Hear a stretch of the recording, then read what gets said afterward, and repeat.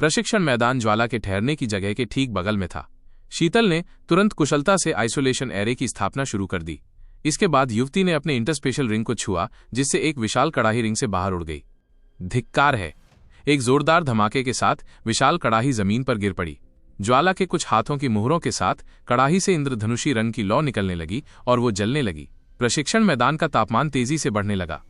शीतल पीछे हट गया और ज्वाला को साधना के लिए प्रशिक्षण स्थल पर अकेला छोड़ दिया। जैसे ही ज्वाला ने अपनी साधना तकनीक का अभ्यास शुरू किया, अग्नि तत्व को अवशोषित करते हुए अग्नि के नियमों को समझने की कोशिश की, उसे प्राण त्यागने पड़े।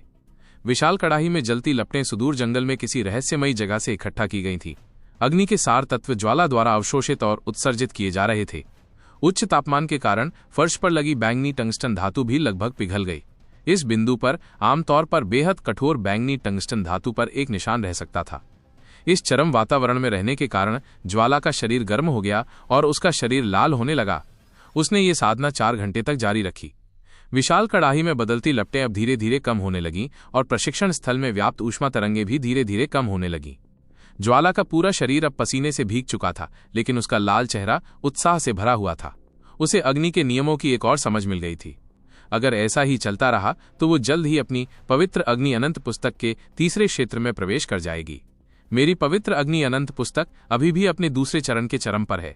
हालांकि मुझे अपने साथियों में कोई प्रतिद्वंद्वी नहीं मिल रहा है, फिर भी ये उस क्षेत्र से बहुत दूर है जो मैं चाहता हूँ।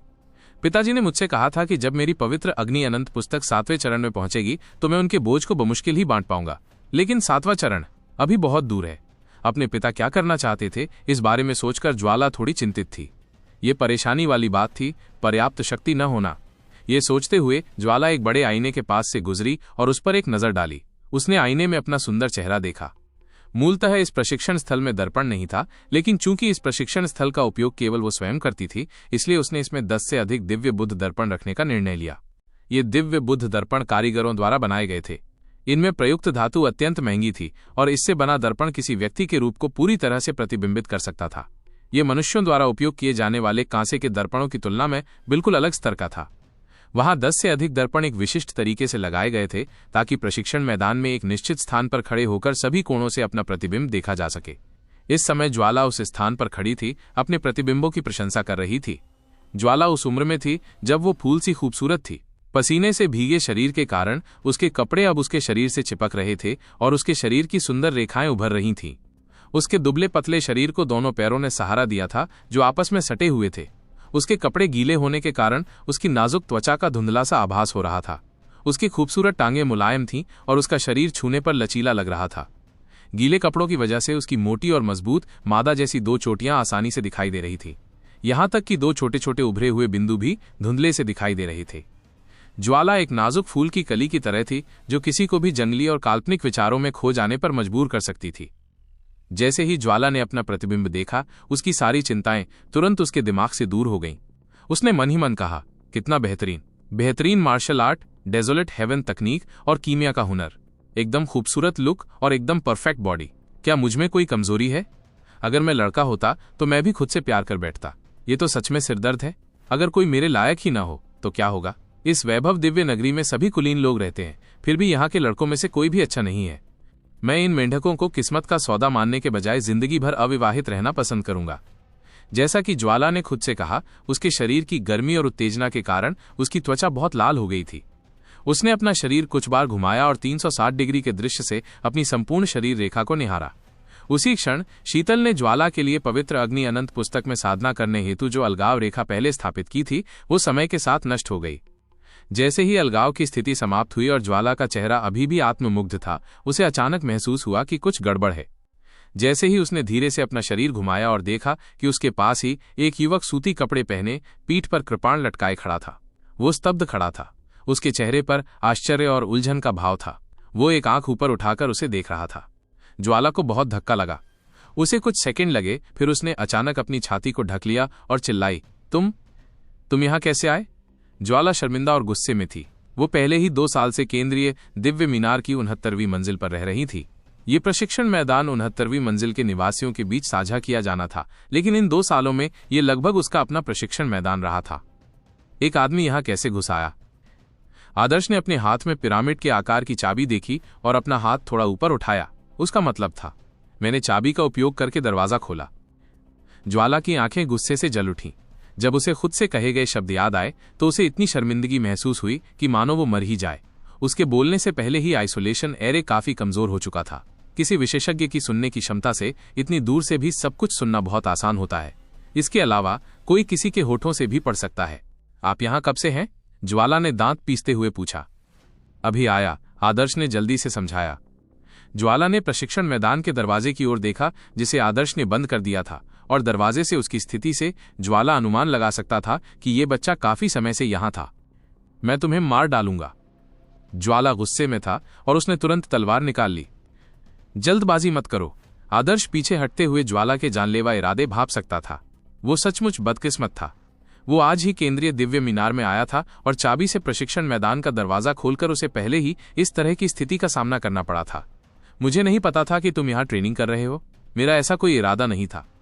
तुम? ज्वाला का चेहरा शर्म से लाल हो गया। वो आगे बढ़ी और आदर्श पर अपनी तलवार से वार कर दिया। इस वार के साथ बेतहाशा धारदार धारें और एक जबरदस्त आभा थी। तलवार उस तक पहुंच पाती इससे पहले ही आदर्श को अपने शरीर के रोम छिद्र सिकुड़ते हुए महसूस हुए। ऐसा लगा जैसे 10,000 तलवारें पहले ही उसके शरीर तक पहुंच चुकी हों। क्या बिल्ली है? आदर्श हक्का बक्का रह गया। इस लड़की की तलवार का वार बहुत तेज था। बैंगनी क्रिस्टल की नजर का इस्तेमाल किए बिना भी वो लड़की की तलवार से निकलती ऊर्जा को महसूस कर सकता था। उसकी तुलना में दिगंत कुछ भी नहीं था। वो निश्चित रूप से उस हमले को झेल नहीं पाया। लड़की ने शायद अपनी शर्मिंदगी के कारण अपनी ताकत का अंदाजा नहीं लगाया होगा, जो गुस्से में बदल गई। अगर वो उसे मार डाले या गंभीर रूप से घायल कर दे जिससे वो आधे महीने तक बिस्तर पर पड़ा रहे तो ये घोर अन्याय होगा। अगर वो इस हमले का सामना नहीं कर पाता तो ये आत्महत्या से अलग नहीं होता। वो चाहकर भी इससे बच नहीं सकता था। आदर्श के दिमाग में भाड़ में जाए तेरी मां के शब्द घूम रहे थे। वो इतना बदकिस्मत कैसे हो सकता है? घबराहट में आदर्श ने देखा कि ब्लेड की किरणें उसे अपनी चपेट में ले रही हैं। लाल कपड़ों वाली लड़की के छोटे छोटे खरगोशों का जोड़ा शरारती अंदाज में इधर उधर उछल रहा था और वो अपनी तलवार चला रही थी। चूंकि लड़की के कपड़े उसके शरीर से चिपके हुए थे और उसके दोनों हाथ तलवार पकड़े हुए थे, इसलिए वो अपनी छाती नहीं ढक पा रही थी। आदर्श के सामने की तस्वीर उसे साफ दिखाई दे रही थी। वो कपड़ों के आर पार भी देख सकता था। सफेद मुलायम त्वचा के बीच लाल रंग देख सकता था। आदर्श को तुरंत कुछ सूझा और उसके दिल में गुस्से का ज्वार उमड़ पड़ा। चूंकि वो सीधे हमले का सामना नहीं कर सकता था, इसलिए उसे उससे चतुराई से निपटना ही था। उसने लड़की की छाती की ओर देखा, उंगली से इशारा किया और चिल्लाया, सुंदर, मैं तुम्हारे स्तन देख सकता हूं। आह! ज्वाला डर के मारे चिल्लाया और तलवार क्यूई बहुत अधिक नष्ट हो गई। तलवार क्यूई अवरोध को हटाते हुए आदर्श ने जल्दी से अपना 1000 सेना कृपाण निकाला और बाहर की ओर वार किया। ज्वाला की बची हुई तलवार क्यू को आदर्श ने तोड़ दिया। आदर्श ने तुरंत अपनी सूक्ष्मता तकनीक का इस्तेमाल किया और बाहर निकल आया। वो पलक झपकते ही प्रशिक्षण मैदान के दरवाजे के सामने प्रकट हुआ और लात मारकर दरवाजा खोल दिया। शुक्र है जब आदर्श अंदर आया तो उसने उसे ताला लगाने के बजाय सिर्फ बंद किया था। अगर उसने ऐसा किया होता तो बैंगनी टंगस्टन का दरवाजा आदर्श के लिए मुसीबत बन जाता। अब भाग जाने का फैसला ही सबसे समझदारी भरा था। जब लड़की गुस्से से उबल रही हो तब वहां रुकना मौत को दावत देने जैसा होता। लड़कियां समझदार प्राणी नहीं होती, खासकर गुस्से से जलती लड़कियों के लिए। पेंग! दरवाजा बंद होते ही आदर्श तुरंत गायब हो गया। ज्वाला एक हाथ में तलवार पकड़े हुए थी और दूसरे हाथ से अपनी छाती ढकी हुई थी। वह प्रशिक्षण मैदान में स्तब्ध खड़ी थी। वो गुस्से में थी और शर्मिंदा भी। वो उस बिल्ली की तरह थी जिसकी पूंछ पर पैर पड़ने से उसका रोएं खड़े हो गए थे। धिक्कार है उस बदचलन बच्चे पर। अगर मैं तुझे पकड़ लूंगा तो तुझे जरूर मार डालूंगा। ज्वाला पहले से ही बहुत गुस्से में थी, लेकिन जब आदर्श ने अपने आखिरी शब्द कहे, सुंदरता, मैं तुम्हारे स्तन देख सकता हूं, तो वो इतनी क्रोधित हो गई कि उसने अपने दांत पीस लिए। उसने अपना सिर नीचे किया और अपनी छाती की ओर देखा। गीले कपड़ों की वजह से उसके भरे हुए स्तनों की रूपरेखा पूरी तरह उभर आई थी। कपड़े के कुछ हिस्से तो ऐसे भी थे जो हल्के से पारदर्शी लग रहे थे। इससे ज्वाला को ऐसा महसूस हुआ कि वो मर सकती है। पहले उस बदमाश ने उसकी आत्ममुग्ध करने वाली बातें सुनी, फिर उसके स्तन देखे। उसने पहले भी कहा था कि वो उन मेंढकों को किस्मत का साथ देने के बजाय जिंदगी भर अकेली रहना पसंद करेगी, लेकिन अगले ही पल एक मेंढक ने उसकी असलियत जान ली। उस कमबख्त मेंढक! ज्वाला की छाती ऊपर नीचे हो गई। मैं भी बेवकूफ हूं।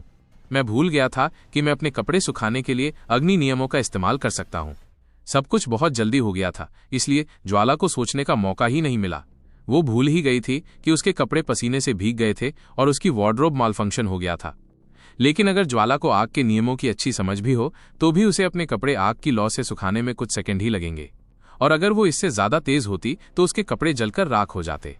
वे कुछ सेकंड ही उस दुष्ट को सब कुछ देखने के लिए पर्याप्त थे। अपने मन में इन गुस्से भरे विचारों के साथ ज्वाला गुस्से में प्रशिक्षण मैदान से बाहर निकल गई। पेंग! ज्वाला ने अपने घर का दरवाजा लात मारकर खोला। लानत है शीतल पर, अब बाहर आओ। ज्वाला के हाथ में तलवार थी और वो धमकी भरा रुख अपनाए हुए था। अपनी सामान्य साधना के दौरान, चूंकि वो नहीं चाहती थी कि कोई उसकी पवित्र अग्नि अनंत पुस्तक देखे, ज्वाला हमेशा एक अलगाव पंक्ति स्थापित कर देती और शीतल को दरवाजे की रखवाली करने देती। लेकिन आज शीतल गायब हो गया था। क्या हुआ मिस? शीतल ने अपना सिर उठाया और ज्वाला को हैरानी से देखा। उसके दोनों हाथ अभी भी एक गोल बन पकड़े हुए था जो लगभग उसके मुंह में ठूसा हुआ था, इसलिए उसके शब्द दबे हुए थे। ज्वाला के गुस्से भरे भाव देखकर शीतल ने अपने मुंह में पहले से मौजूद निवाला निगलने की पूरी कोशिश की। फिर उसने बन को एक कटोरे में रखा और कटोरे को अपनी पीठ के पीछे छिपा लिया, मानो इस शुतुरमुर्गी जैसी हरकत से उसे मन की शांति मिल जाएगी। मैंने तुम्हें दरवाजे पर पहरा देने को कहा था और तुम यहाँ खाना खा रहे हो, ज्वाला ने गुस्से से पूछा। गुस्से में उसने कटोरा उठाकर जमीन पर पटक दिया। पापा! एक स्पष्ट झटके के साथ कटोरा टूट गया। टूटा हुआ कटोरा और गंदी रोटी देखकर शीतल हक्की बक्की रह गई।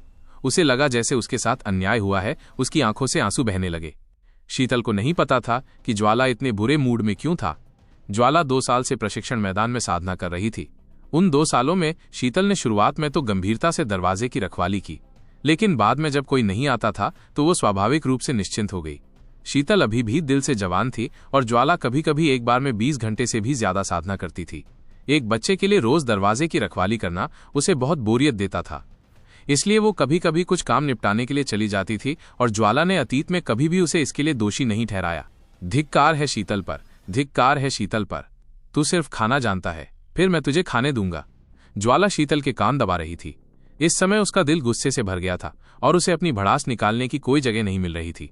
आदर्श द्वारा उसके स्तनों को देखने के बारे में कहे गए आखिरी शब्दों को याद करके ही ज्वाला का दिल फटने को हो रहा था। दर्दनाक, दर्दनाक। मिस, आप कान नोचने वाली हैं, शीतल ने दुखी होकर कहा। बेचारी शीतल को अभी भी समझ नहीं आया कि क्या हुआ था।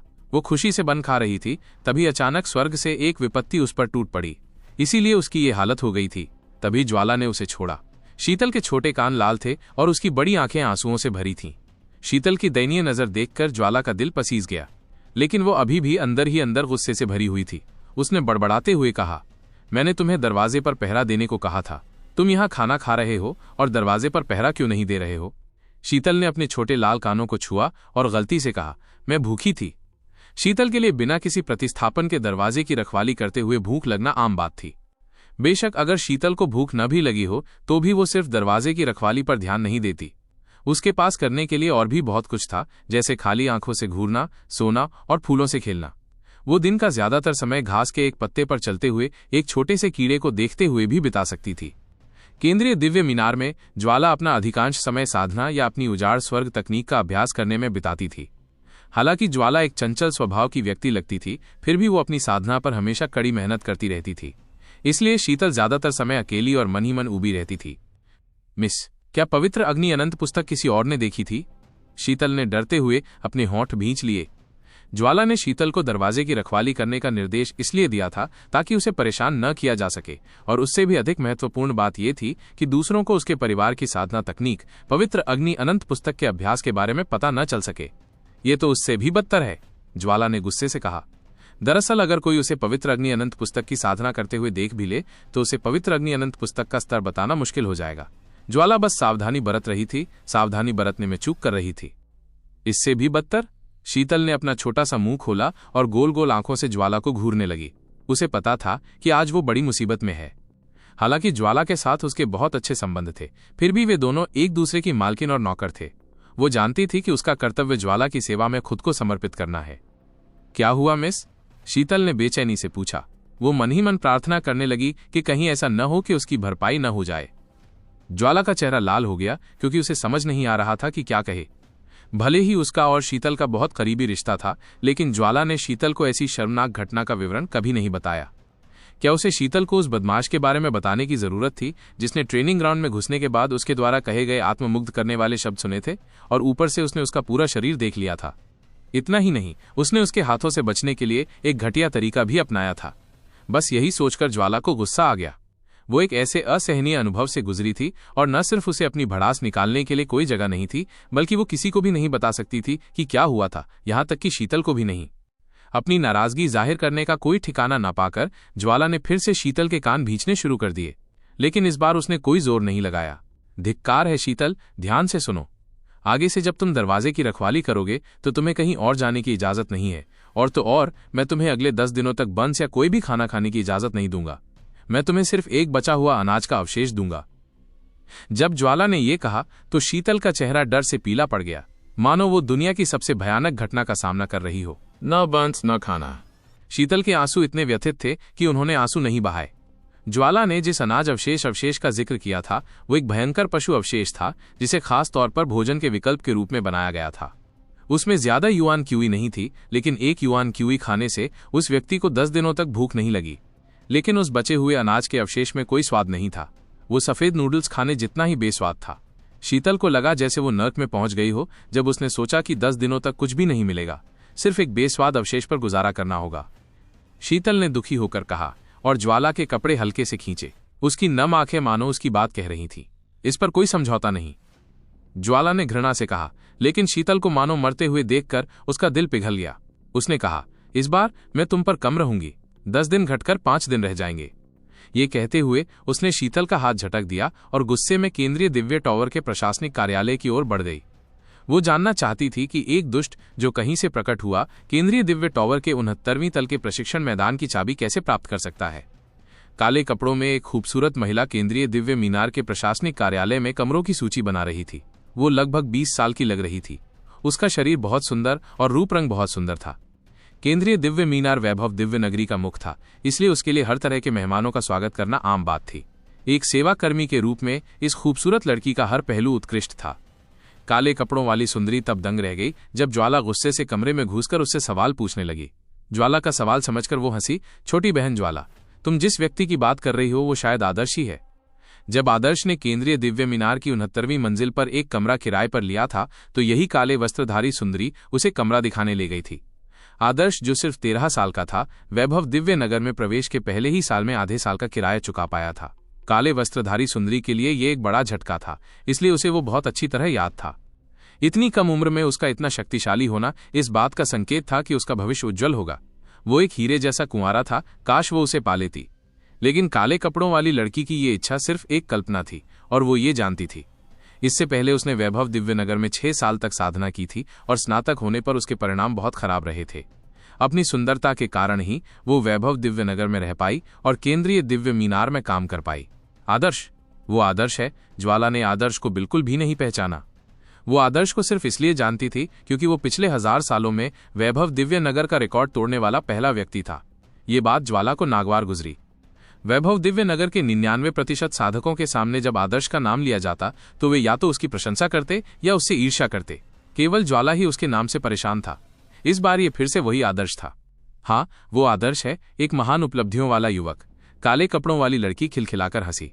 वो केंद्रीय दिव्य मीनार की 69वीं मंजिल का किराएदार है, इसलिए प्रशिक्षण मैदान की चाबी उसके पास होना स्वाभाविक है। वो प्रशिक्षण मैदान मूल रूप से आसपास के कमरों के बीच साझा करने के लिए था। अरे हाँ, वो तो तुम्हारा पड़ोसी भी है। काले कपड़े पहने लड़की ज्वाला को ईर्ष्या से देख रही थी। लेकिन जब ज्वाला ने यह सुना तो उसे ऐसा लगा जैसे उसके सिर पर एक कांच से बेसिन गिरा दिया गया हो। धिक्कार है। ज्वाला को बहुत धक्का लगा। मैं उस मेंढक के साथ पड़ोसी हूं? क्या इसका मतलब ये नहीं था कि जब भी वो उस दुष्ट को देखे तो उसे अपना सिर नीचे कर लेना चाहिए? हे भगवान, अगर आज जो हुआ ना होता तो ज्वाला आदर्श को पूरी तरह से हवा समझ सकती थी, बिल्कुल सड़क किनारे पड़े मेंढक की तरह। हालांकि उसे यह पसंद नहीं था, लेकिन उसे देखना ठीक था। लेकिन आज की घटना के बाद आदर्श जब भी उससे दोबारा मिलेगा उसके मन में तरह तरह की तस्वीरें उभरेंगी। बस यही सोचकर ज्वाला पागल हो गई।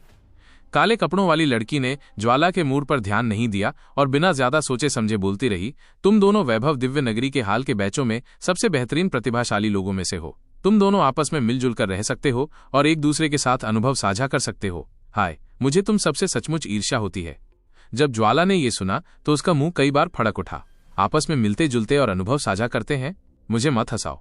मैं उसकी पड़ोसी नहीं बनना चाहती, ज्वाला ने अचानक कहा। उसे उम्मीद नहीं थी कि आदर्श केंद्रीय दिव्य मीनार की 69वीं मंजिल पर रहने का खर्च उठा पाएगा।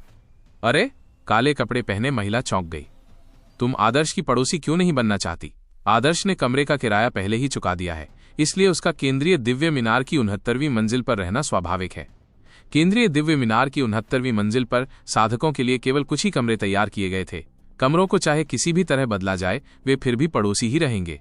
उसके लिए बाहर निकलने का एकमात्र रास्ता ऊपर या नीचे की मंजिल पर जाना था। लेकिन 70वीं मंजिल और उससे ऊपर के कमरे वैभव दिव्य नगर के साधकों के लिए नहीं थे।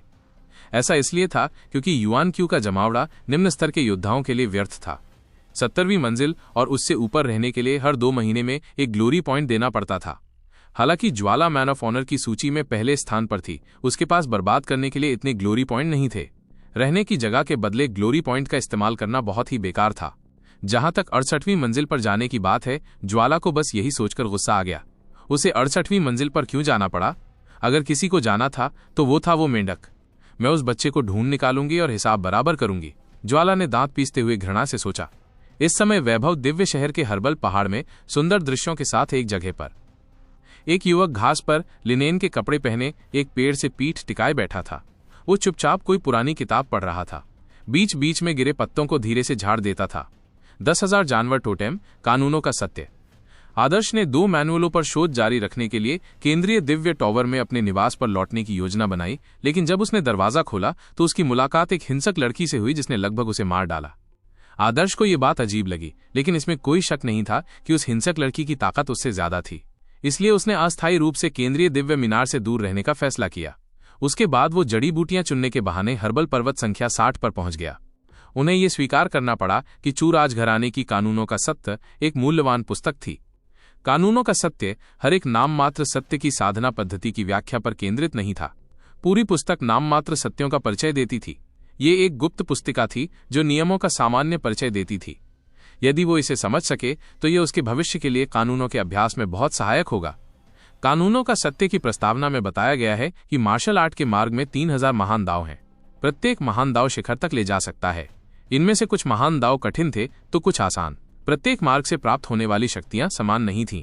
पहली श्रेणी थी हथियारों का दाव। जब हथियारों की बात आती थी तो कृपाण सत्य, भाला सत्य और तलवार सत्य होते थे। ये सभी हथियारों के ताव के वर्गीकरण के अंतर्गत आते थे। कुछ तलवारबाजों ने जीवन भर सिर्फ तलवारें ही चलाईं, फिर भी वे सिर्फ तलवारों के बल पर ही युद्ध कला के शिखर तक पहुंच पाए। इसी प्रकार ये भालों, कृपाण और ध्रुव हथियारों के साथ भी संभव था। आदर्श समझ गया कि कृपाण कब्र में कृपाण सत्य के 32 शब्द एक विशेषज्ञ द्वारा छोड़े गए थे जो कृपाण सत्य के अथाह स्तर तक पहुंच गया था। हथियारों के तरीके के बाद दूसरी बड़ी श्रेणी थी 5 तत्वों के नियम। धातु, लकड़ी, जल, अग्नि और पृथ्वी, इन 5 तत्वों को चरम सीमा तक विकसित करके मार्शल आर्ट के शिखर तक पहुंचा जा सकता है। अगर कोई इन 5 तत्वों को एक में मिला दे तो वो एक कदम और आगे बढ़ सकता है। 5 तत्वों के अलावा प्रकृति के नियम भी थे। इसमें प्रकृति की शक्तियों जैसे हवा, बर्फ, गरज और बिजली तथा टूटते पहाड़ों और सुनामी की शक्तियों का उपयोग किया जा सकता था। एक बार प्रकृति के नियमों को चरम सीमा तक विकसित कर लिया जाए तो उन्हें एक में भी मिलाया जा सकता है। एक योद्धा सृष्टिकर्ता की शक्ति को धारण करते हुए स्वर्ग और पृथ्वी का अवतार बन सकता है। ऊपर बताए गए 3 नियम सबसे आम साधना तकनीकें थीं। इन्हें पारंगत करना कठिन नहीं माना जाता था, लेकिन आगे बढ़ने पर ये अभी भी आशाजनक थीं। वैभव दिव्य साम्राज्य के 90% योद्धा इन 3 श्रेणियों में से किसी एक नियम को चुनते थे। 3 बड़ी श्रेणियों के बाद कुछ अपेक्षाकृत दुर्लभ कानून थे। कई कानून और महान दाव अक्सर जोड़ों में आते थे। उदाहरण के लिए कठोर, नरम, नकली, वास्तविक, अंतरिक्ष समय, यिन यांग, जीवन मृत्यु, कारण प्रभाव, अस्तित्व शून्य, हत्या और मोचन, क्षणभंगुर, शाश्वत। आदर्श पढ़ता रहा। मार्शल आर्ट के 3000 महान दाव में सब कुछ समाहित था। एक सामान्य योद्धा उनमें से केवल एक को ही चुनेगा या अधिक से अधिक कुछ को ही चुनेगा। 3000 महान दाव के हर रास्ते में अनंत रहस्य छिपे थे। एक योद्धा अपना पूरा जीवन बिताकर भी हर रहस्य की झलक नहीं पा सकता था। यदि कोई व्यक्ति बहुत अधिक कानून चुनता है तो इसका परिणाम यह हो सकता है कि वो बहुत अधिक विचलित हो जाएगा तथा बड़े कार्य करने से वंचित रह जाएगा। आदर्श ने प्रत्येक कानून का परिचय पढ़ा, साथ ही उनके गुणों और सिद्धांतों को भी पढ़ा जो कानूनों की सच्चाई में दर्ज थे। कानूनों का सत्य एक आधारभूत विवरण था। 3000 महान दाव में से केवल 16 प्रकारों का ही विस्तार से वर्णन किया गया था। विभिन्न दाव के अपने अलग अलग गुण थे। 3000 महान दाव में सर्वोच्च ग्रेड मूल के महान दाव था। मूल के महान दाव के बहुत कम प्रकार थे। ये सामान्य महान दाव से भी बड़ा था और 3000 महान दाव में से एक राजा था। मूल के महान दाव में प्रारंभिक पैर जमाना बहुत कठिन था। इसे समझना, इसमें महारत हासिल करना या इसमें सफलता पाना भी काफी कठिन था। मूल के महान दाव से संबंधित एक रहस्यमय तकनीक खोजना लगभग असंभव था। यहां तक कि वैभव दिव्य साम्राज्य के ऋषि भी शायद ही कभी मूल के महान दाव से संबंधित कोई पुस्तक देख पाते थे। एक सामान्य योद्धा मार्शल आर्ट का अभ्यास करते समय मूल के महान दाव का चयन नहीं करेगा। ये उसके अपने मार्शल आर्ट करियर को अवरुद्ध करने के समान था। मानव इतिहास में ऐसे महापारिवारिक कुलों के कुलीनों की कमी नहीं रही जिन्होंने अपनी असाधारण प्रतिभा के कारण मूल के महान दाव पर ध्यान केंद्रित किया, लेकिन सफल न हो पाने के कारण उन्हें निम्न श्रेणी के कानून में बदलना पड़ा, जिसके परिणामस्वरूप समय की बर्बादी हुई। इस दुनिया में ऐसे लोग थे जिन्होंने मूल के महान दाव के उच्च क्षेत्र में समझ हासिल करने की कोशिश की। ये लोग आमतौर पर एक सामान्य महान दाव से शुरुआत करते थे और जब वे एक ऋषि बन जाते और अपने समान स्तर के साथियों से आगे निकल जाते, तभी वे मूल के महान दाव को समझने की कोशिश करते। अगर उन्हें थोड़ी भी सफलता मिलती तो वे एक कदम आगे बढ़कर एक महान सम्राट बन सकते थे। फिर वे मानव जाति के एक दानव बन जाते, जिससे वे एक दिव्य साम्राज्य से आगे निकल जाते और सभी का सम्मान पाते। उत्पत्ति के महान दाव के नीचे दूसरे स्थान पर महान दाव थे। उन्हें सर्वोच्चता के महान दाव नाम दिया गया था। तथाकथित सर्वोच्चता मूल से नीचे की सर्वोच्चता थी। उदाहरण के लिए स्पेस टाइम दाव, यिन यांग ताइजी दाव, जीवन मृत्यु दाव, अमरता दाव। सर्वोच्चता के महान दाव भी अत्यंत कठिन थे, लेकिन मूल के महान दाव की तुलना में वे थोड़े आसान थे। उनके लिए कई और ज्ञात साधना तकनीक नियमावलियां भी उपलब्ध थीं। सर्वोच्चता के महान दाव के नीचे उन्हें अब महान दाव नहीं कहा जाता था, बल्कि उनके स्थान पर उन्हें कानून कहा जाता था। उदाहरण के लिए 5 तत्वों माइनस धातु, लकड़ी, जल, अग्नि, पृथ्वी माइनस के नियम और हवा, वर्षा, गरज और बिजली माइनस के प्राकृतिक नियम, ये सभी उच्च श्रेणी के नियम कहलाते थे। उच्च श्रेणी के कानून 3000 महान दाव में सबसे निम्न श्रेणी के थे। वे सामान्य कानून ही थे। कठोर मृदु नियम, तीव्र मंद अवधारणाएं, पर्वत नदी अवधारणाएं, कंपन नियम सभी को सामान्य नियम माना गया। असाधारण प्रतिभा वाले युवा योद्धा धीरे धीरे बैंगनी रक्त क्षेत्र के सामान्य नियमों को समझेंगे। युवान मूल क्षेत्र में पहुंचने पर वे नियमों का उपयोग करने में अपेक्षाकृत कुशल हो जाएंगे। बेशक सामान्य कानूनों को चरम सीमा तक समझना आसान नहीं था। नियमों की कोई सीमा नहीं थी। वैभव दिव्य साम्राज्य के इतिहास में कई ऋषियों ने सामान्य नियमों पर ध्यान केंद्रित किया, लेकिन ऋषियों के क्षेत्र में भी वे किसी भी सामान्य नियम को चरम सीमा तक विकसित करने में सक्षम नहीं थे। आदर्श ने एक बार कानूनों का सत्य पूरी तरह से पढ़ लिया। कानूनों के सत्य में वर्णित 16 नियम 5 तत्व थे: कठोर, मृदु, तेज, मंद, पवन, बिजली, तारों का प्रकाश, यिन यांग, हत्या और मुक्ति। कोई व्यक्ति जितना अधिक महान दाव नियमों का अभ्यास करेगा और उन्हें जितनी अधिक गहराई से समझेगा, वो मार्शल आर्ट के शिखर तक पहुंचने के उतना ही करीब पहुंचेगा। आदर्श को साफ समझ आ गया था कि उसे धीरे धीरे आगे बढ़ना होगा। हालांकि बैंगनी क्रिस्टल ओरिजिन्स उसकी मदद कर रहे थे और उसका भविष्य उज्जवल था, फिर भी उसकी मार्शल आर्ट की राह अभी शुरुआती दौर में थी। वो ज्यादा लालची नहीं हो सकता था, क्योंकि कई योद्धा अपने पूरे जीवन में सिर्फ एक ही महान दाव ऑफ लॉज पर ध्यान केंद्रित करते हैं। बहुत सारी तुलना के बाद आदर्श ने अपनी अंतिम पसंद शुद्ध यांग दाव पर फैसला किया।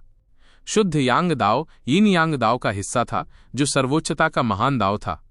जब ब्रह्मांड अपनी प्रारंभिक अवस्था में था, आदि ब्रह्मांड ने सर्वोच्च परम को उत्पन्न किया और इस प्रकार विरोधी शक्तियों को उत्पन्न किया। ये दो विपरीत शक्तियां 4 इमेजेस को उत्पन्न करती हैं। ये आदिम ब्रह्मांड अराजकता था और अराजकता उत्पत्ति का एक महान ताव था, और 2 विपरीत यिन यांग थे जो सर्वोच्चता का एक महान ताव था। शुद्ध यिन और शुद्ध यांग के विकास से उन्होंने ब्रह्मांड में मौजूद हर चीज का निर्माण किया। यिन यांग दाव अत्यंत कठिन और गहन था। यही कारण था कि कई कुलीन लोग वैभव दिव्य पवित्र तकनीक सीखने में असफल रहे। शुद्ध यांग दाव का अभ्यास करने के अपने पहले लक्ष्य को स्थापित करने के बाद एक पहलू टोटेम को संगठित करने की उनकी दिशा भी तय की गई। इसका उद्देश्य शुद्ध यांग उजाड़ जानवरों का शिकार करके एक शुद्ध यांग टोटेम बनाना था। जब आदर्श ने 10,000 जानवरों का कुलदेवता चुना, तो उसके लिए सबसे महत्वपूर्ण बात यह थी कि 10,000 जानवरों के कुलदेवता पर कोई कानूनी प्रतिबंध नहीं थे। 10,000 जानवरों के कुलदेवता के लिए किस प्रकार की आदिम प्रजातियों को मारना होगा, इसकी कोई बाध्यता नहीं थी। पंचतत्व दिव्य कुलदेवता और सितारों की पुस्तक के विपरीत ये क्रमशः 5 तत्वीय नियमों और तारों की शक्तियों पर आधारित थे। साधना तकनीक ने योद्धा के लिए एक कठोर मार्ग निर्धारित किया। साधना तकनीकें दुर्लभ थीं। पंचतत्व दिव्य टोटेम और सितारों की पुस्तक जैसी उच्च स्तरीय साधना तकनीकें अमूल्य थीं। कई योद्धा साधना तकनीक को समायोजित करके अपने स्वयं के मार्शल पथ को प्रतिबंधित कर देते थे, लेकिन आदर्श ऐसा नहीं था। मैं शुद्ध यांग दाव की समझ हासिल करना चाहता हूं और 10,000 पशु कुलदेवता की साधना करना चाहता हूं। साथ ही मुझे वैभव दिव्य पवित्र तकनीक के अगले कुछ खंडों की साधना भी करनी है। इतना ही नहीं, मुझे उजाड़ स्वर्ग तकनीक भी सीखनी है। मुझे बहुत कुछ सीखना है। आदर्श बैंगनी क्रिस्टल की बदौलत एक उजाड़ जानवर के भीतर की ऊर्जा को पूरी तरह से नियंत्रित कर सकता था। इसलिए जब उजाड़ स्वर्ग तकनीक में महारत हासिल करने की बात आई तो ये आधे काम के साथ दोगुने परिणाम देने वाला था। उजाड़ स्वर्ग तकनीक एक पूरक कौशल था जो व्यक्ति की साधना में बहुत मदद करता था, इसलिए आदर्श निश्चित रूप से इसे नहीं छोड़ेगा। आदर्श ने पहले ही एक उजाड़ स्वर्ग मास्टर मैनुअल की एक प्रति प्राप्त कर ली थी जब वो और ज्योति अलग हो गए थे। पिछले 6 महीनों में आदर्श जब भी समय मिलता उजाड़ स्वर्ग मास्टर मैनुअल की सामग्री पढ़ता था। हालांकि आदर्श ने कभी भी उजाड़ स्वर्ग तकनीक का व्यवस्थित अभ्यास नहीं किया था, फिर भी उसे इसकी सामान्य समझ थी। वैभव दिव्य नगरी में उजाड़ स्वर्ग तकनीक सिखाने वाले पाठ भी हैं। मेरे लिए अभी शुरुआत करने में देर नहीं हुई है। आदर्श ने कल से शुरू होने वाली उजाड़ स्वर्ग तकनीक कक्षा में भाग लेने का फैसला किया। साथ ही वो नियमों और पहलू कुलदेवताओं की साधना में भी प्रगति करेगा। अपने भविष्य का मार्ग तय करने के बाद आदर्श ने 10,000 पशु टोटेम के बचे हुए पृष्ठों को लिया और 10,000 पशु टोटेम की विषय वस्तु को समझने का प्रयास शुरू किया। जब आदर्श 10,000 पशु टोटेम का अध्ययन कर रहा था तो वैभव दिव्य शहर में एक और सनसनीखेज खबर फैल गई। वैभव दिव्य साम्राज्य के शाही परिवार के उजाड़ स्वर्ग मास्टर ग्रैंड मास्टर युहुआ वैभव दिव्य शहर के नए बुजुर्गों में से एक के रूप में निवास करेंगे। ग्रैंड मास्टर तेजस्वी कल से उजाड़ स्वर्ग तकनीक का सार्वजनिक शिक्षण शुरू करेंगी। हर महीने वो 3 पाठ आयोजित करेंगी। ये खबर उन साधकों के बीच चर्चा का विषय बन गई जो उजाड़ स्वर्ग तकनीक पर ध्यान केंद्रित कर रहे थे। ये पाठ एक ऋषि स्तर के उजाड़ स्वर्ग मास्टर द्वारा पढ़ाए जाएंगे। पहले वैभव दिव्य नगर के युवा साधकों के प्रति बहुत कम ऋषि स्तरीय व्यक्ति चिंता प्रकट करते थे। आखिरकार वैभव दिव्य नगर के किसी साधक के ऋषि बनने की संभावना बेहद कम थी और ये ऋषि स्तरीय व्यक्ति अपनी साधना को प्राथमिकता देते थे। इसलिए जब साधकों को अचानक पता चला कि ग्रैंड मास्टर तेजस्वी बैंगनी रक्त क्षेत्र या युवान आधार क्षेत्र में युवा जूनियर्स को शिक्षा देंगे तो वे कैसे उत्साहित नहीं हुए। इसके अलावा ग्रैंड मास्टर तेजस्वी पूरे वैभव दिव्य साम्राज्य में सबसे अच्छे उजाड़ स्वर्ग मास्टर्स में से एक था। लोग इस पर चर्चा कर रहे थे। दरअसल ये कोई संयोग नहीं था कि ग्रैंड मास्टर तेजस्वी इसी समय वैभव दिव्य नगर के एल्डर बन गए। इसका मुख्य कारण ये था कि कुछ दिन पहले ज्वाला ने डेजोलेट हेवन तकनीक का रिकॉर्ड तोड़ दिया था। ज्वाला ने जो उजाड़ स्वर्ग तकनीक का रिकॉर्ड तोड़ा था वो पहले 30,000 वर्षों तक चला था। 30,000 वर्ष का क्या अर्थ था? एक सामान्य ऋषि का जीवन काल केवल 10,000 वर्ष का होता था। केवल मध्य या उत्तरकालीन ऋषियों की ही आयु 30,000 वर्ष होती थी। ये कोई आश्चर्य की बात नहीं थी कि ज्वाला अंततः वैभव दिव्य साम्राज्य की सर्वश्रेष्ठ उजाड़ स्वर्ग गुरु बन गई। अगर ज्वाला एक ऋषि बन जाती तो उनकी उजाड़ स्वर्ग तकनीक चरम स्तर पर पहुंच जाती। वो पिछले 1 लाख वर्षों में वैभव दिव्य साम्राज्य में देखी गई सबसे शक्तिशाली उजाड़ स्वर्ग गुरु बन सकती थी। इस वजह से पूरा वैभव दिव्य साम्राज्य ज्वाला पर कड़ी नजर रख रहा था। सभी शक्तिशाली गुट ज्वाला से दोस्ती करने की कोशिश में उसे हर तरह के फायदे देते, भले ही उन्हें पता हो कि उसे अपने पाले में करना नामुमकिन है। यह भी वैभव दिव्य साम्राज्य के शाही परिवार द्वारा की गई अभिव्यक्ति का एक रूप था। शाही परिवार के उजाड़ स्वर्ग मास्टर तेजस्वी व्यक्तिगत रूप से एक बुजुर्ग बनने और उजाड़ स्वर्ग तकनीक सबक लेने के लिए वैभव दिव्य शहर में आए। सब जानते थे कि तेजस्वी यहां सिर्फ एक ही व्यक्ति को सिखाने आया है और वो व्यक्ति था ज्वाला। तेजस्वी को सुविधानुसार ही दूसरे वीरान स्वर्ग तकनीक के प्रशिक्षुओं को भी साथ ले जाना था। हालांकि दूसरे साधक जो उजाड़ स्वर्ग तकनीक पर ध्यान केंद्रित कर रहे थे जानते थे कि वे सिर्फ गौण पात्र हैं, फिर भी वे बहुत खुश थे। ज्वाला की बदौलत उन्होंने कुछ महान हासिल किया था। लेकिन जब ग्रैंड मास्टर तेजस्वी की कक्षा का विवरण जारी किया गया तो कई साधक अचंभित रह गए। एल्डर तेजस्वी द्वारा आयोजित प्रत्येक पाठ की ट्यूशन में 3,000 ड्रैगन स्केल रून्स खर्च होंगे। ट्यूशन फीस मासिक रूप से दी जाती थी, जिसका मतलब था कि एक व्यक्ति को प्रति माह 9,000 ड्रैगन स्केल रून्स का भुगतान करना होगा। ये बहुत महंगा था। कई उजाड़ स्वर्ग के मास्टर प्रशिक्षु इतनी ऊंची फीस नहीं दे सकते थे। केवल वे ही जो सम्मान सूची में सबसे ऊपर थे ग्रैंड मास्टर तेजस्वी की शिक्षा का खर्च बमुश्किल उठा पाते थे। यद्यपि कई लोग निराश थे, लेकिन उन्हें महंगी फीस के पीछे का कारण पता था। ग्रैंड मास्टर तेजस्वी के नाम मात्र से ही कई साधक झुंड में आ जाते थे। यहां तक कि वे साधक भी जो कभी वीरान स्वर्ग तकनीक के संपर्क में नहीं आए थे, सिर्फ मनोरंजन के लिए कक्षा में शामिल हो जाते थे। भले ही उन्हें कुछ भी समझ ना आता हो, ग्रैंड मास्टर तेजस्वी को देखना ही उनके लिए काफी था। जब ऐसा हुआ तो ग्रैंड मास्टर तेजस्वी व्याख्यान कक्ष में इतनी भीड़ के बावजूद कैसे पढ़ा सकते थे? इसलिए 9,000 ड्रैगन स्केल रून्स को प्रवेश में बाधा के रूप में इस्तेमाल किया गया था। जो लोग 9,000 ड्रैगन स्केल रून्स दे सकते थे वे उजाड़ स्वर्ग तकनीक में कुछ सिद्धि प्राप्त लोग होते। जो लोग सिर्फ ग्रैंड मास्टर युहुआ को देखना चाहते थे वे यहीं रुक जाते, क्योंकि कोई भी सिर्फ मनोरंजन के लिए 9,000 ड्रैगन स्केल रून्स नहीं देता। हालांकि ट्यूशन फीस महंगी थी, फिर भी एक अतिरिक्त प्रावधान था। इससे कई डेसोलेट हेवन तकनीक प्रशिक्षुओं को कुछ उम्मीद की किरण दिखाई देती थी। छात्रवृत्ति भी मिलती थी। जो लोग ग्रैंड मास्टर तेजस्वी की कक्षा में उपस्थित होते थे और उत्कृष्ट परिणाम प्राप्त करते थे तथा ग्रैंड मास्टर तेजस्वी से अनुमोदन प्राप्त करते थे, उन्हें छात्रवृत्ति दी जाती थी। ये छात्रवृत्ति शेष छात्रों से एकत्रित ट्यूशन फीस से वित्त पोषित की गई थी। अगर कोई भी वैभव दिव्य नगरी में उजाड़ स्वर्ग तकनीक से जुड़ा कोई भी रिकॉर्ड तोड़ देता तो उसकी ट्यूशन फीस हमेशा के लिए माफ कर दी जाती। इसके अलावा उसे हर महीने 8000 ड्रैगन स्केल रूनों के बराबर उजाड़ स्वर्ग तकनीक सामग्री दी जाती। ये भत्ता ढेरों में भी दिया जा सकता है। एक रिकॉर्ड तोड़ने पर ट्यूशन फीस माफ कर दी जाएगी और 8000 ड्रैगन स्केल रून्स का मासिक भत्ता दिया जाएगा। 2 रिकॉर्ड तोड़ने पर 9000 ड्रैगन स्केल रून्स की ट्यूशन फीस वापस मिल जाएगी और दोगुनी छूट के साथ एक व्यक्ति को प्रति माह 25000 ड्रैगन स्केल रून्स मिलेंगे। इस अतिरिक्त प्रावधान ने कई लोगों को लुभाया, लेकिन एक मूर्ख भी जानता था कि यह अंतिम प्रावधान ज्वाला के लिए अनुकूलित किया गया था। इस छात्रवृत्ति प्रणाली को वैभव दिव्य साम्राज्य के शाही परिवार द्वारा ज्वाला को पुरस्कृत करने और उसका पक्ष जीतने का एक तरीका भी माना जा सकता है। ज्वाला के अलावा उजाड़ स्वर्ग तकनीक से जुड़ा रिकॉर्ड और कौन तोड़ सकता है? उजाड़ स्वर्ग तकनीक सीखना संसाधनों की बर्बादी का सौदा था और इस्तेमाल की गई सामग्री भारी लागत का एक बड़ा हिस्सा थी।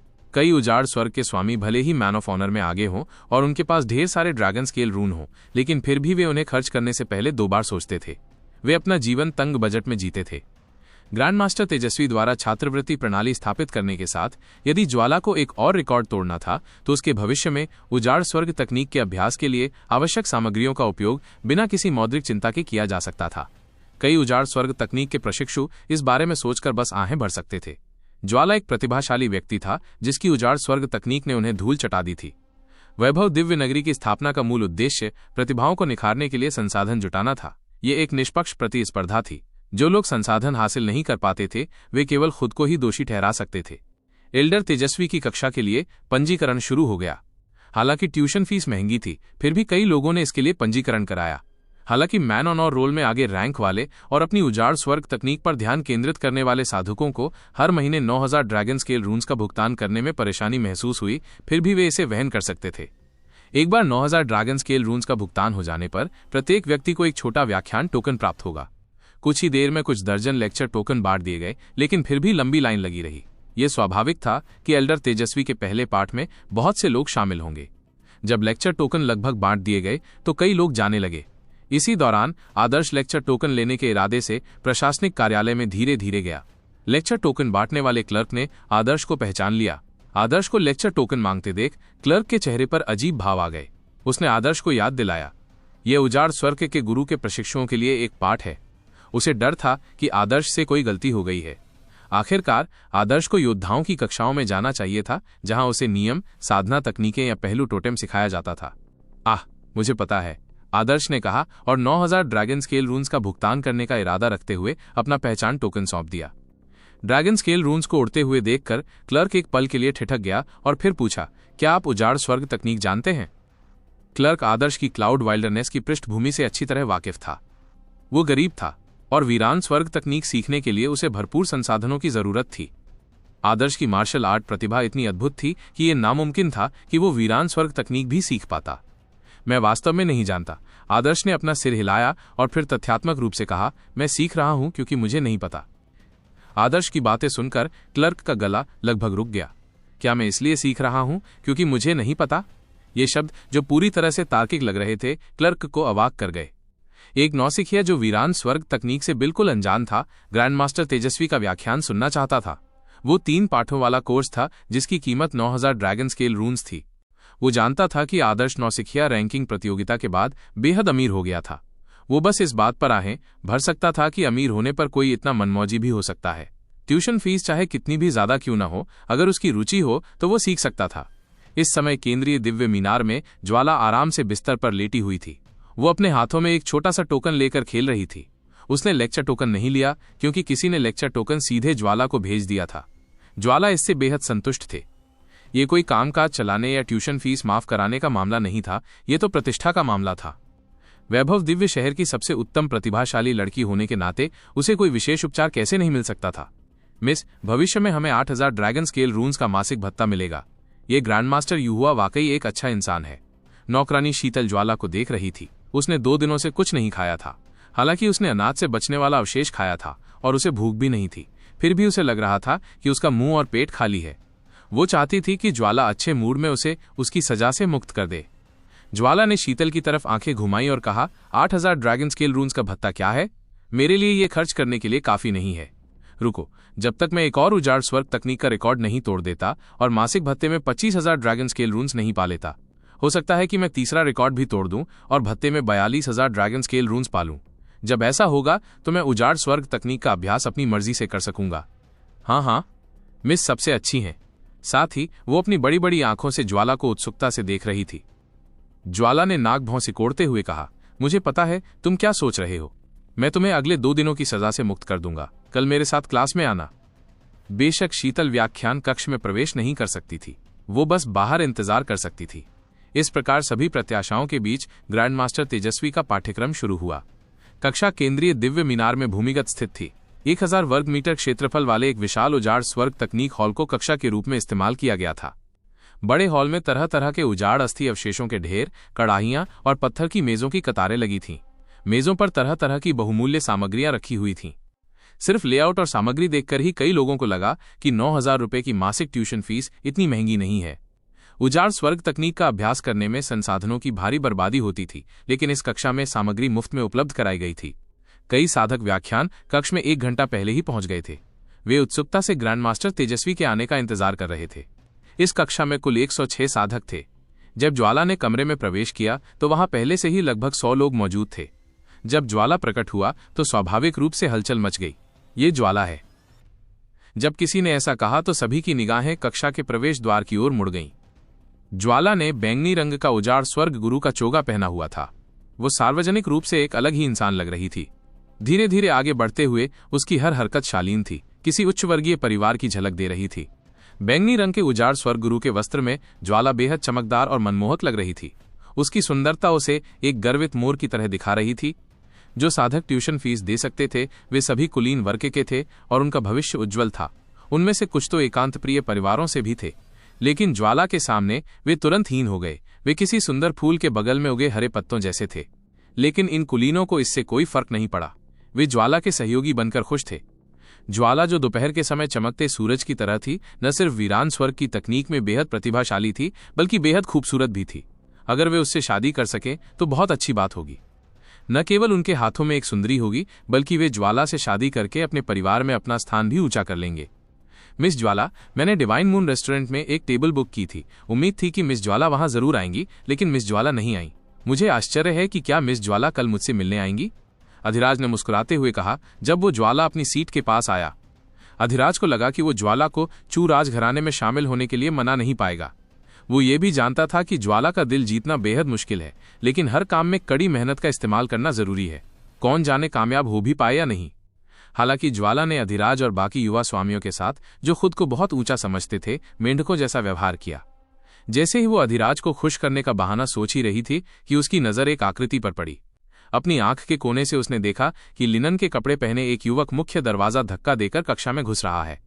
वहां उपस्थित सभी लोगों की तुलना में जो सुंदर उजाड़ स्वर्ग गुरु के वस्त्र पहने हुए थे, इस युवक के वस्त्र बहुत साधारण थे। हालांकि वैभव दिव्य नगर के साधक किसी व्यक्ति का उसके पहनावे से आकलन नहीं करते थे, फिर भी एक उत्कृष्ट उजाड़ स्वर्ग गुरु वर्ग में भाग लेते समय लिनेन के वस्त्र पहनना अनुचित था। ये एक नृत्य गोष्ठी जैसा था, जहां लोग भव्य वेशभूषा में सजे थे, लेकिन एक व्यक्ति असभ्य वस्त्रों में प्रकट हुआ। उजाड़ स्वर्ग गुरु का वस्त्र पहनना महागुरु तेजस्वी के प्रति सम्मान का संकेत था, जो आने ही वाले थे। इस युवक को देखकर ज्वाला दंग रह गया। अधिराज, जो ज्वाला के बगल में था, भी स्तब्ध था। क्या ये आदर्श नहीं है? वो यहां क्या कर रहा था? क्या वो उजाड़ स्वर्ग की तकनीक सीखने आया था? ज्वाला स्तब्ध रह गई, लेकिन सिर्फ एक पल के लिए। फिर उसका चेहरा लाल हो गया। उसका चेहरा, जिस पर जानबूझकर मुस्कुराहट थी, अब जम गया था। इस समय आदर्श, जिसने अभी अभी मुख्य द्वार बंद किया था और मुड़ा था, उसने भी ज्वाला को देखा। दोनों एक दूसरे को घूरने लगे। आदर्श थोड़ा हैरान हुआ। ये वो है? जब वो केंद्रीय दिव्य मीनार में ज्वाला से मिला था तो आदर्श ने इस बारे में ज्यादा नहीं सोचा था, लेकिन ग्रैंडमास्टर तेजस्वी की कक्षा में दूसरी बार ज्वाला को देखने के बाद आदर्श को अचानक अंदाजा हो गया कि वो कौन थी। एक साधक जो उजाड़ स्वर्ग तकनीक का अभ्यास करता था और केंद्रीय दिव्य टावर की 69वीं मंजिल पर रहता था, वो केवल मनुष्य सम्मान सूची पर पहला व्यक्ति हो सकता था, ज्वाला। आदर्श ने स्वाभाविक रूप से ज्वाला से जुड़ी हाल की घटनाओं के बारे में सुना था। शाही परिवार की वीरान स्वर्ग की स्वामी ग्रैंड मास्टर तेजस्वी जानबूझकर वैभव दिव्य नगरी आई थीं क्योंकि ज्वाला ने उनका ध्यान आकर्षित किया था। फिर भी आदर्श ने ज्वाला की अलमारी की खराबी देख ली थी और उसने उससे कहा था, सुंदरता, मैं तुम्हारे स्तन देख सकता हूं। यह सोचकर आदर्श की अभिव्यक्ति अद्भुत हो गई। वो उस दिन देखे गए दृश्य के बारे में सोचने से खुद को रोक नहीं सका। आदर्श ने अवचेतन रूप से ज्वाला की चुलबुली महिला चोटियों पर नजर डाली। ये पूरी तरह से प्रतिवर्त था, लेकिन उसकी आंखों की ये छोटी सी हरकत ज्वाला द्वारा पकड़ ली गई, जिसकी इंद्रियां बहुत तेज थीं। ज्वाला बेहद गुस्से में आ गई। उसकी मुट्ठियां भींचते ही उसका चेहरा लाल से हरा हो गया था। अगर वहां मौजूद लोग न होते तो वो गुस्से में वहां से चली जाती। तुरंत ही माहौल गर्म हो गया। ज्वाला की आंखों से चिंगारियां निकलने लगी। आदर्श को हत्या का इरादा समझ आ गया और उसने शर्मिंदगी से तुरंत नजरें फेर लीं। ऐसा लग रहा था जैसे कुछ हुआ ही न हो। ये सब सबकी नजरों के सामने हुआ। कई लोग ज्वाला की आदर्श को घूरती निगाहों से हैरान थे। क्या ज्वाला और आदर्श के बीच कुछ हुआ था? आदर्श को ज्वाला की घूरती नजरों से असहज महसूस हुआ। उसने माफी मांगने के बारे में सोचते हुए अपना मुंह खोला, लेकिन इस समय उसने ज्वाला से युआन क्यूई आवाज सुनी, यदि आप उस दिन के बारे में कुछ भी कहते हैं तो आप मारे जाएंगे। आदर्श ने व्यंग्यात्मक मुस्कान दी। वो जानता था कि अगर किसी लड़की का शरीर इस दुनिया में किसी और को दिखाई दे तो ये बहुत बड़ी बात है। अगर उसे कोई ऐसा पुरुष दिखाई दे जिसे वो पसंद करती है तो ये स्वीकार्य हो सकता है, लेकिन अगर उसे कोई अजनबी पुरुष देखे तो ये स्वीकार्य नहीं होगा। आदर्श के पिछले जन्म की लड़कियां जो अपनी पवित्रता को महत्व देती थीं, उन्हें भी ये स्वीकार करना मुश्किल लगता। इसके अलावा ज्वाला एक बेहद घमंडी लड़की थी जो बिल्कुल भी साधारण नहीं थी। वो निश्चित रूप से अपने शरीर को बेहद महत्वपूर्ण मानती थी। आप जरूर मिस ज्वाला होंगी। मुझे उस दिन के लिए बहुत अफसोस है। मुझे नहीं पता था कि आप अंदर हैं, नहीं ये जानबूझकर किया गया था।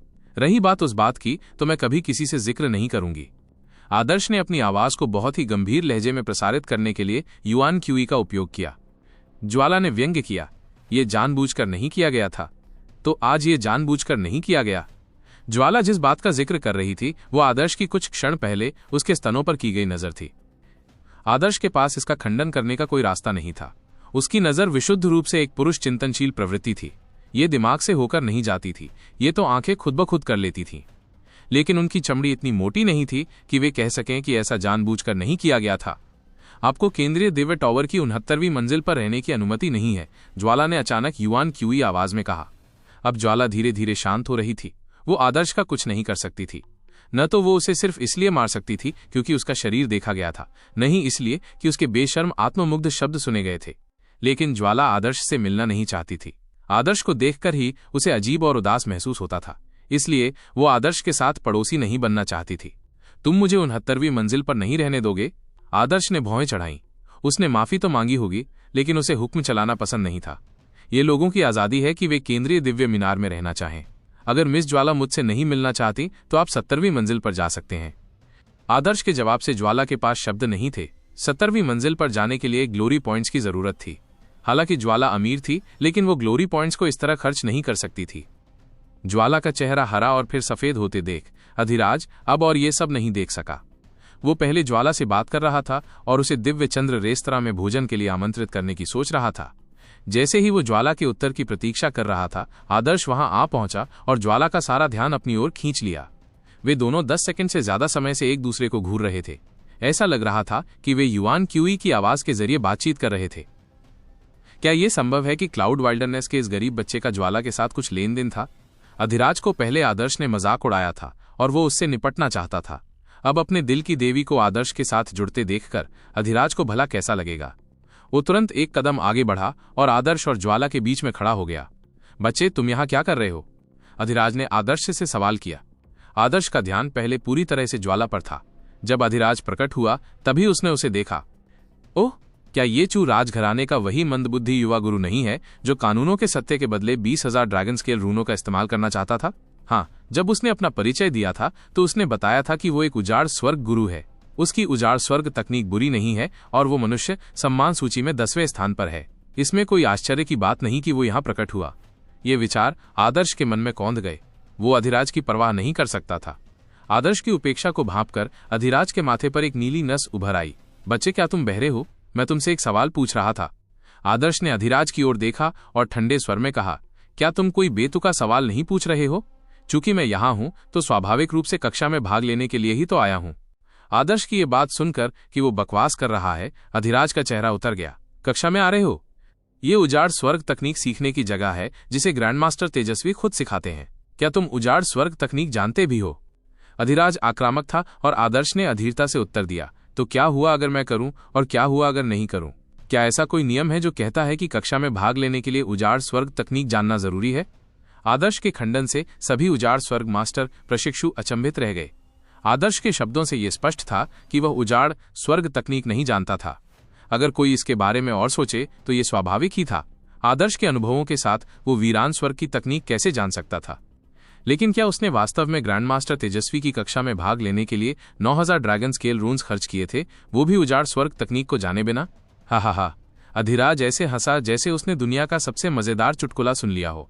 तुम्हें उजाड़ स्वर्ग की तकनीक नहीं पता और तुम यहाँ व्याख्यान सुनने आए हो? क्या तुम्हें लगता है कि तुम इसके लायक हो? ये तो हद हो गई बेतुकी बात। अधिराज एक प्रतिभाशाली उजाड़ स्वर्ग मास्टर था, इसलिए उसे अपना गौरव प्राप्त था। उजाड़ स्वर्ग तकनीक ही उसका क्षेत्र था। आदर्श की तुलना में भले ही उसमें मार्शल आर्ट की उतनी प्रतिभा न हो, लेकिन उजाड़ स्वर्ग तकनीक में तो वो बादशाह था। आदर्श केवल उस क्षेत्र में प्रवेश करके कष्ट उठाना चाहता था जिस पर उसका प्रभुत्व था। अधिराज पहले ही आदर्श से नाराज था जब उसने कानून का सच वापस पाने की कोशिश की थी और आदर्श ने उसका मजाक उड़ाया था। वो बदला लेने का कोई रास्ता सोच ही रहा था कि अब आदर्श उसके दरवाजे पर आ गया था, जो उसके लिए बहुत अच्छा था। आदर्श अधिराज से परेशान नहीं हुआ और अधिराज के पास से गुजरकर एक जगह ढूंढ ली। सभी वीरान स्वर्ग गुरु के प्रशिक्षु आदर्श को अजीब नजरों से देख रहे थे। ये बंदा बड़ा अजीब था। उसे वीरान स्वर्ग वाली तकनीक नहीं आती थी, फिर भी वो मजे में शामिल होने आया था। क्या उसके पास पैसे खर्च करने की कोई जगह नहीं थी?